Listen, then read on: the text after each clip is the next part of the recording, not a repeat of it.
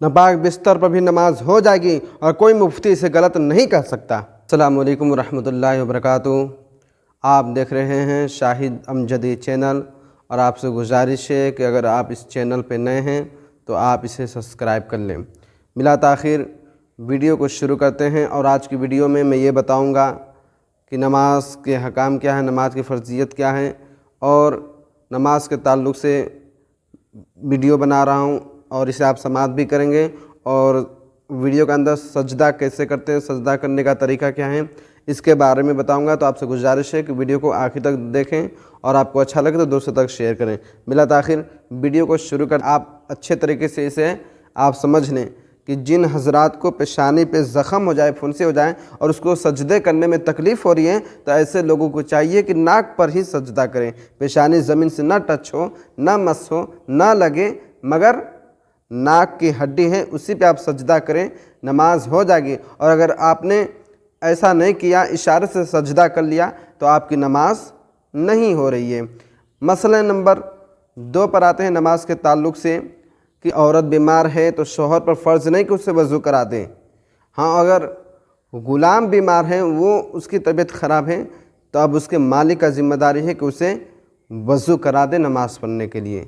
ठीक है।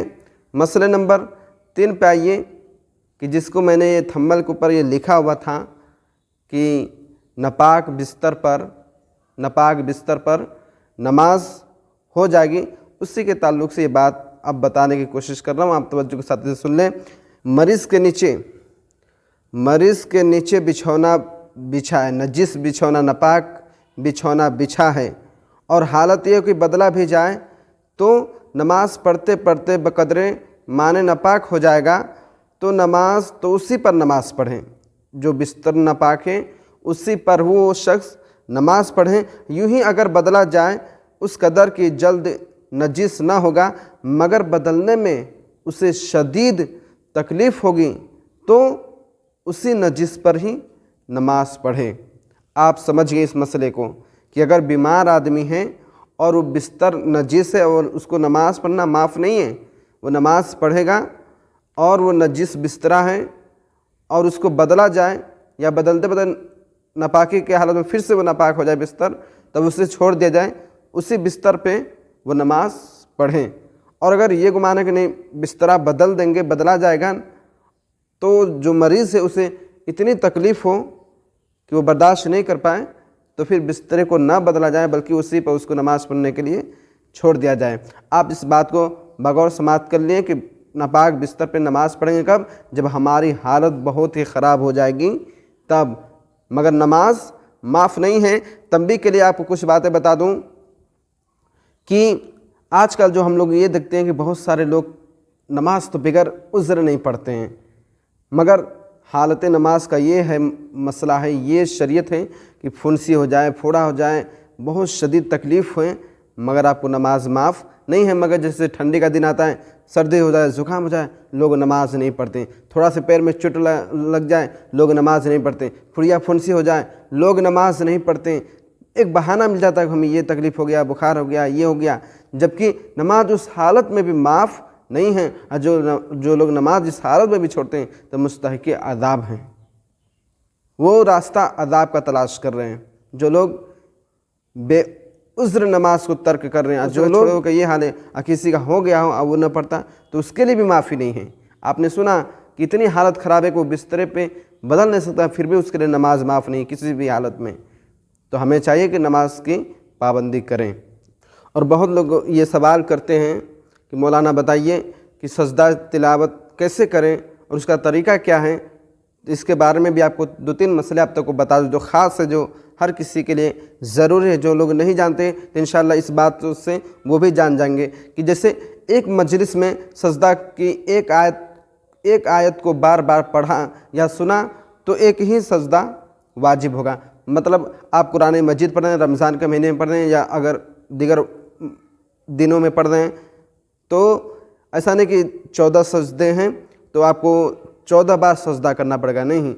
एक बैठक में आप जितना पढ़ते हैं, 2 सजदा आ जाए, 3 सजदा आ जाए, 4 सजदे आ जाए, पूरे कुरान मुकम्मल आप कर लें, जितने सजदे हैं 14, तो 14 को आप 14 बार सजदा आपको नहीं करना, बल्कि एक ही सजदा उन सजदों के लिए काफ़ी होगा अगर एक ही मजलिस में बैठे हैं। ऐसा कुरान मजीद के अंदर सजदा पढ़ेंगे और आप एक बैठक में पढ़ रहे हैं तो फिर आपको एक ही सजदा करना है, 2 बार 3 बार सजदा करने की ज़रूरत नहीं है। अब पूछ ले ये पूछता कि सजदा कैसे करें, उसका तरीका क्या है? तो सजदा करने का मसनून तरीका ये है कि खड़ा होकर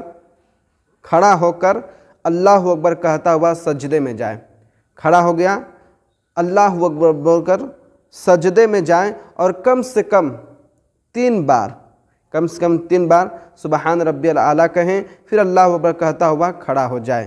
पहले पीछे सजदे में जाता है और सजदे के बाद खड़ा हो जाना, ये दोनों तरीका जो है क़याम मुस्तहब है।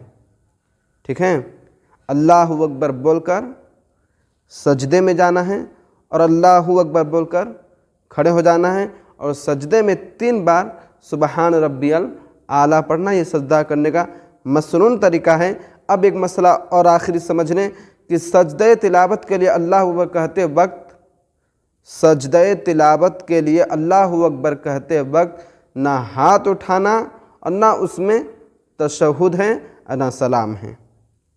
आपको सजदा करना है, आपको ये हाथ नहीं उठाना है, बिल्कुल नहीं उठाना है, सिर्फ अपने मुंह से आप बोलना है आपको अल्लाह अकबर। आपको हाथ नहीं उठाना, बस ऐसे सीधा हाथ रखे जिस तरह क़याम में करते हैं, हाथ को सीधा रखना नीचे की तरफ, अल्लाह अकबर बोलना है, सजदे में जाना है और सजदे में आपको 3 बार सुबहान रब्बियल आला पढ़ना है और फिर अल्लाह अकबर बोलकर खड़े हो जाना है।